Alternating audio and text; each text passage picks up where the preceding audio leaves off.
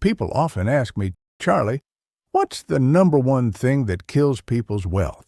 They expect me to say something complicated, like taxes, inflation, or not knowing how to invest.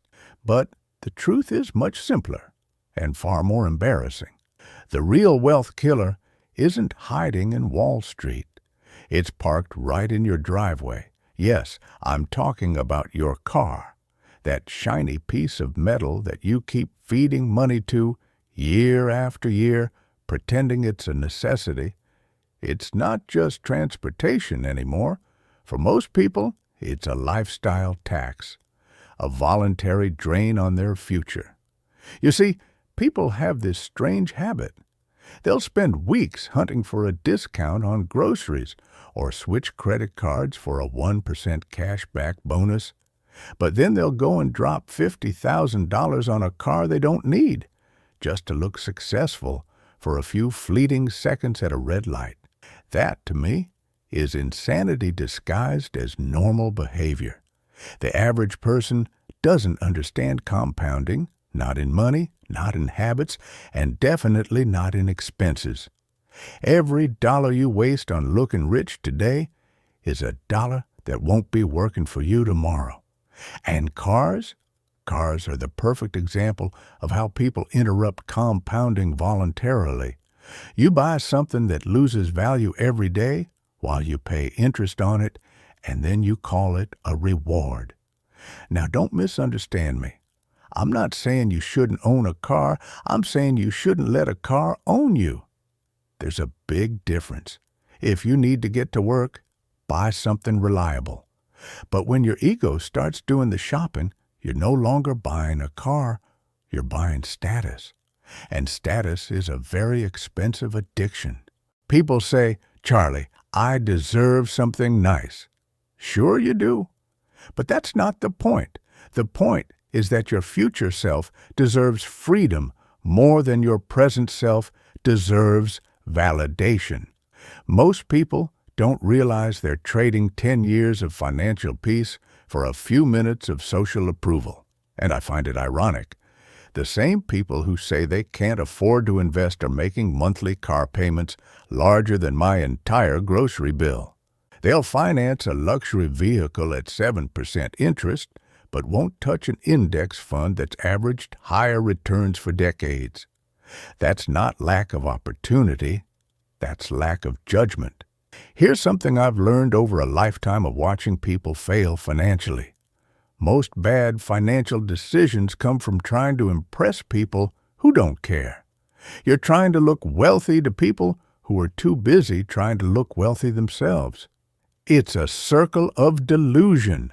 Everyone performing success instead of actually achieving it. The truth is, real wealth rarely looks like wealth. It looks like an old car that's fully paid off. It looks like quiet confidence instead of loud possessions. It looks like someone who doesn't need to prove anything because they already know who they are.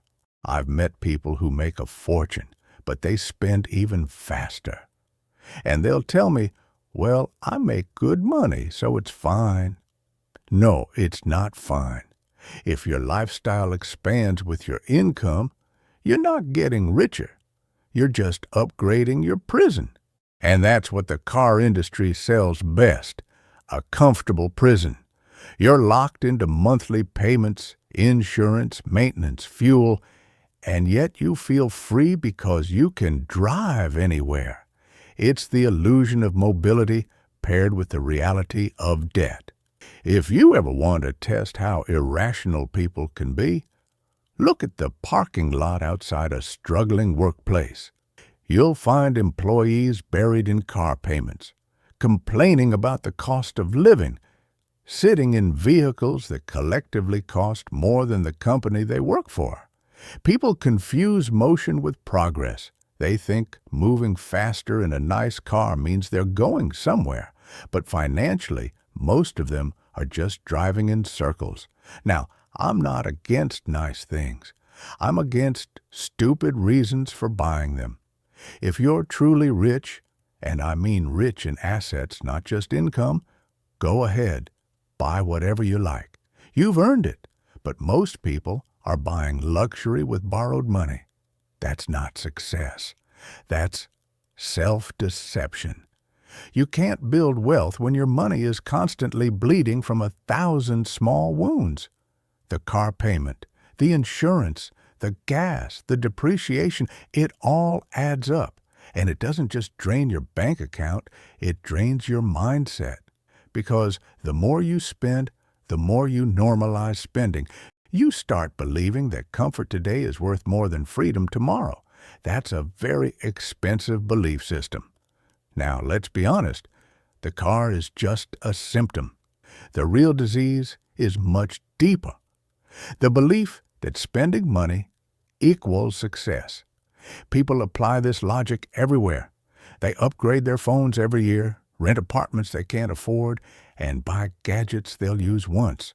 They call it living life. But what they're really doing is borrowing happiness from the future. You can't cure stupidity by earning more money. You just buy bigger versions of the same mistakes.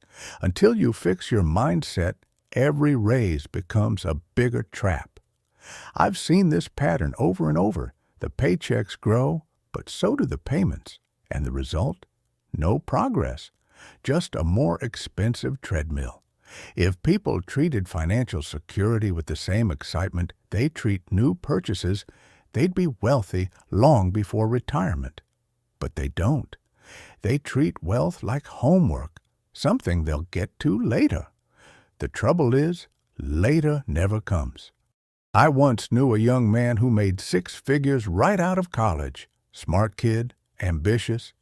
He bought a brand new sports car before his second paycheck. Said it was his reward for hard work. 5 years later, the car was gone, his savings were gone, and he was still working to pay for memories that had already faded. I didn't have to lecture him. Life did it for me. If you ever want a quick education in human behavior, watch what people do after they get a raise. The poor buy celebration, the rich buy freedom. One turns money into comfort, the other turns money into time. That's the real difference. You don't have to be rich to think like the rich. You just have to stop pretending that every purchase is progress. The best investors I know treat every dollar like an employee. They don't fire good employees to buy toys. They keep them working, and over time, those employees buy them freedom. I've lived long enough to see generations repeat the same mistake. In every era, the car remains the ultimate symbol of financial vanity. In the 1950s, it was the Cadillac. In the 1980s, the BMW. Now it's the electric car with a touchscreen dashboard and a 7-year loan. Different logos, same stupidity.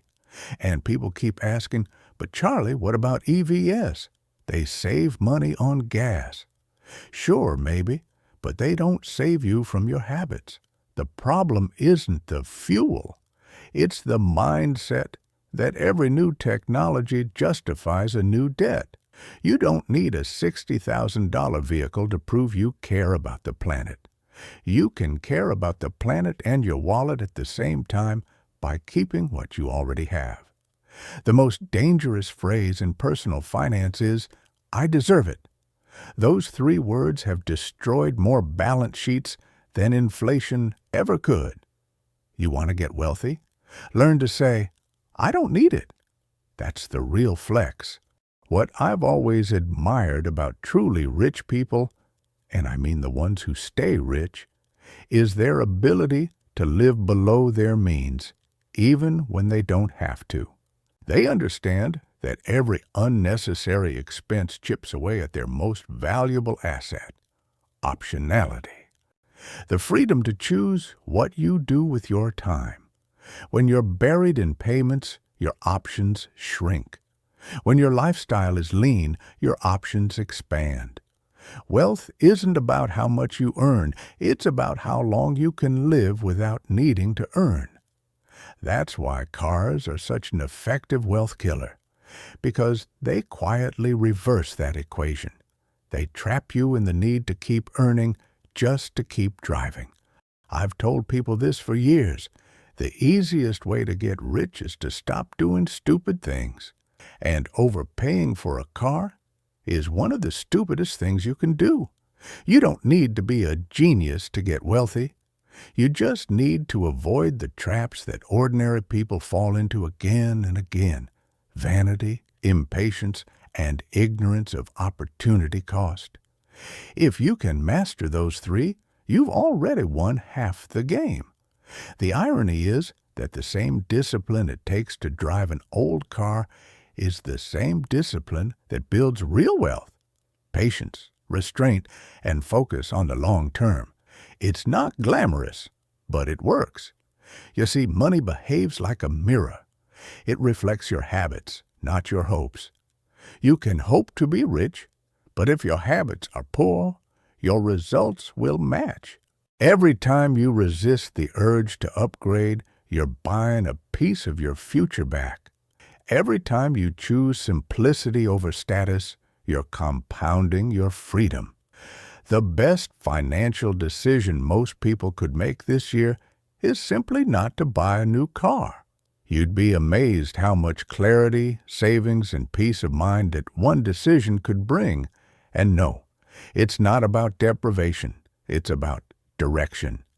If your goal is to be wealthy, start acting like someone who wants to stay wealthy.